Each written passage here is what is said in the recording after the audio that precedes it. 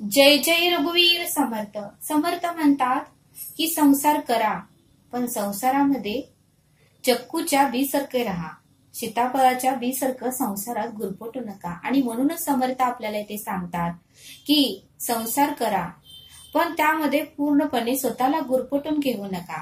संसार करता करता परमार्थही करा. आणि म्हणूनच समर्थांनी आपल्याला कधीही असं सांगितलं नाही की संसार करूच नका. संसार करा. संसार करता करता परमार्थही आपल्याला करता आलं पाहिजे. जसं सायकल एका चाकाने फिरू शकत नाही, त्या सायकलीला दोन चाक अत्यंत आवश्यक असतात, तरच ती सायकल चालू शकते, पळू शकते, तरच सायकलीवरून आपण दुसऱ्या ठिकाणी जाऊ शकतो.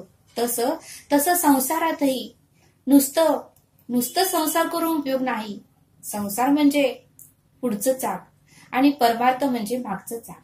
संसाराबरोबर आपण परमार्थही साधला पाहिजे असं समर्थांनी आपल्याला ते सांगितलं.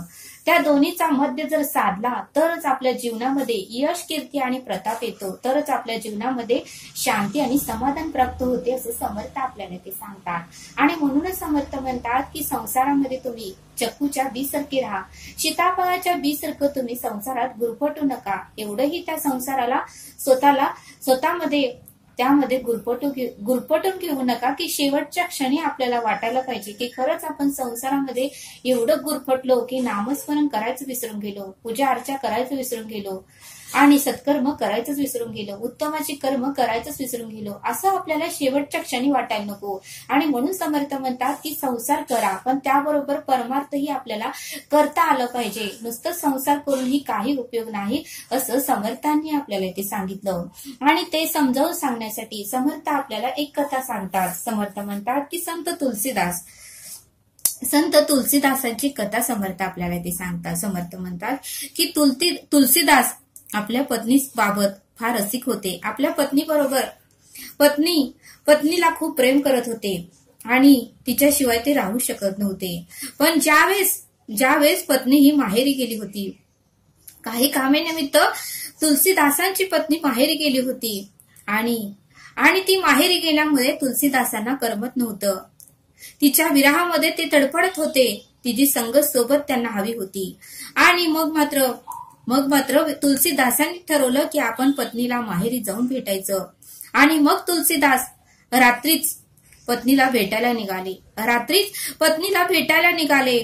भरपूर रात्र झाली होती, मध्याह्न झाली होती, तर ते तरीही रात्रीच पत्नीला भेटायला निघाले. बाहेर मात्र मुसळधार पाऊस चालू होता. विजा कडकडत होत्या, सगळीकडून आवाज येत होता आणि काळोख झाला होता. लाईटी गेल्या होत्या, मुसळधार पाऊस पडत होता. आणि तरीही तुलसीदासांनी ठरवलं की आपण पत्नीला भेटायचंच.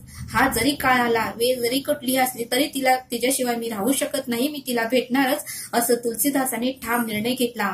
पण त्यांना जराही वाटलं नाही की मुसळधार पाऊस येतोय, विजा कडकडत आहेत, लाईटी गेल्या आहेत, सगळीकडून पावसाचा धो धो धो लोंढा येत आहे. तरीही तुलसीदास स्वतःला रोखू शकले नाही. वाटेत मात्र नदीला पूर आलेला होता. समर्थ म्हणतात की वाटेत मात्र नदीला भरपूर पूर आला होता आणि मग मात्र पलीकड जाण्यासाठी नावही नव्हती. समर्थ म्हणतात की मग मात्र पलीकड जाण्यासाठी नावही नव्हती.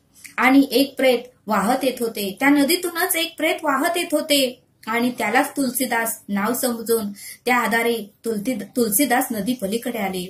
नदीत पुरामध्ये एक प्रेत वाहत होते आणि तुलसीदासांना लाईट गेल्या होत्या, विजा चमकत होत्या, कडाडीचा पाऊस येत होता, मुसळधार पाऊस होता. पण तुलसीदासांनी मात्र त्या प्रेतालाच नाव समजून त्या आधारेच तुलसीदास नदी पलीकडे गेले. आणि मग मात्र सासरी पोचले. तुलसीदास सासरी पोचले. मध्यरात्र झाली होती. सर्वांचे त्या घराचे दरवाजे बंद होते. आणि मग मात्र तुलसीदासांनी ठरवलं की पत्नीला मोठ्याने हाक मारू तर सर्वजण ऐकणार, सर्वजण बाहेर येणार, मला नावं ठेवणार की तुम्ही ह्या वेळेचं कसं काय आला, पाऊस भरपूर येत आहे, नदीला पूर आला आहे, लाईटी गेल्या आहेत, मुसळधार पाण्याचा लोंढा सगळीकडे वाहत आहे, तुम्ही ह्या वेळेस कसं आला असं सर्वजण म्हणणार. म्हणूनच तुलसीदासांनी पत्नीला हाकही मारली नाही आणि दरवाजाही ठोठवला नाही. लोक काय म्हणतील या भीतीने तुलसीदास मात्र शांतच बसले. तेव्हा मात्र त्यांच्या मनात एक विचार आला की आपण पाठीमागच्या दाराकडून जाऊया, म्हणजे मात्र आपल्याला कोणीही पाहणार नाही, कोणी आपल्याला नावं ठेवणार नाही. तेव्हा मात्र तुलसीदास पाठीमागच्या दाराकडे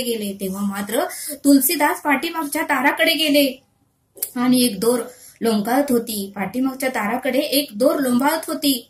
लोंबकळत होती आणि त्याच्या आधारावरच ते महाडीवर आले. त्याच्या आधारावरच ते महाडीवर आले, कारण ते घर वरती होतं. त्याच्या आधारावरच ते महाडीवर आले आणि पत्नीने एकदम दचकून पाहिले.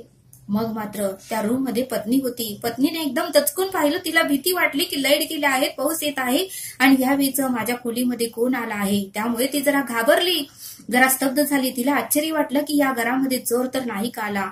मग तिने मात्र दिवा लावला, मेणबत्ती लावली आणि पाहतो तर काय, तर तुलसीदास, तिचा पतीच तिला भेटायला आला होता.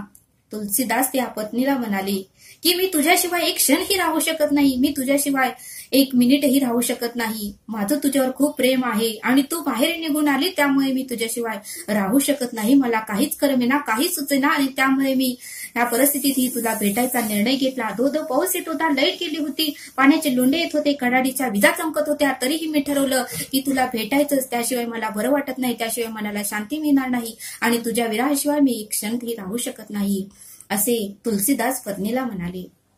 आणि तुलसीदास पत्नीकडे पुढे येऊ लागले. पत्नीकडे येऊ लागले तेव्हा तिने तुलसीदासांना झिडकारलं आणि म्हणाली, तेव्हा तिने रागाने म्हणाली, दोरी समजून तुम्ही अजगराला धरून वर आलात. तुम्ही दोरी समजून अजगराला धरून वर आलात आणि त्या पुरातून प्रेत वाहत होतं. त्या प्रेताला समजून तुम्ही नदीच्या पलीकडे आलात. त्या प्रेताला समजून तुम्ही नदी पार आलात आणि मला अप्सरा समजून तुम्ही पुढे येत आहात. मला अप्सरा समजून तुम्ही पुढे येत आहात. त्यावेळेस ती पत्नी म्हणाली, एवढं तुम्ही स्वतःला रोखू शकत नाही का? इतकेच जर तुम्ही वेडे होत असाल प्रेमामध्ये, तर तुम्ही प्रभू रामचंद्राच्या भक्तीत गुंतला असता तर ही लोक तारून पार झाला असता. इतकेच जर तुम्ही प्रेमामध्ये गुंतला असता तर तुम्ही हे प्रेम प्रभू रामचंद्राच्या भक्तीत जर घातलं असतं, ओतलं असतं, तर ही लोक तारून तुम्ही पार झाला असतात. या हाडा माणसाच्या शरीरासाठी इतके प्रेमसक्त झालात का? या हाडा माणसाच्या शरीरासाठी तुम्ही इतके प्रेमसक्त झालात का? का वेडे झालात? इतकंच प्रेम जर तुम्ही प्रभू रामचंद्राच्या भक्तीत जर गुंगला असतात तर हे लोक तारून तुम्ही पार झाला असतात. आणि मग ती पत्नी म्हणाली की तुम्हाला एवढंही कळत नाही का? एवढं सगळं प्रेम, माया, लोभ तुम्ही धरून इथेपर्यंत आलात. हे सर्व सोडून जर तुम्ही रामचंद्राची भक्ती केली असती तर खरंच तुम्ही धन्य झाला असतात. असे शब्द तुलसीदासच्या पत्नीने तुलसीदासांना सांगितले. आणि खबरदार जर तुम्ही पुढे याल तर, खबरदार जर तुम्ही रूम मध्ये याल तर, आणि आता जर थोडे जर तुम्हाला दुःख वाटत असेल, थोडी जर तुम्हाला शर्म बाकी असेल तर आल्या पावली तुम्ही परत जा.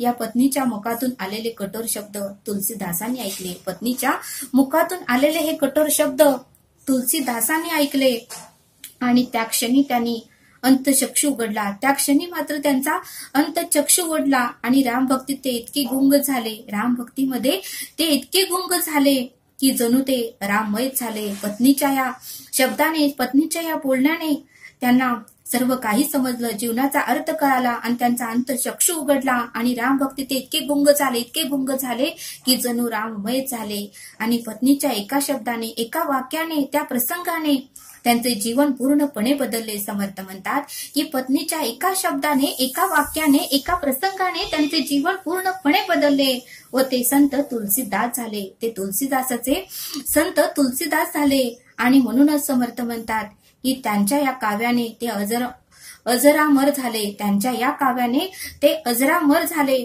आणि ते मात्र खूप उच्च कोटीला जाऊन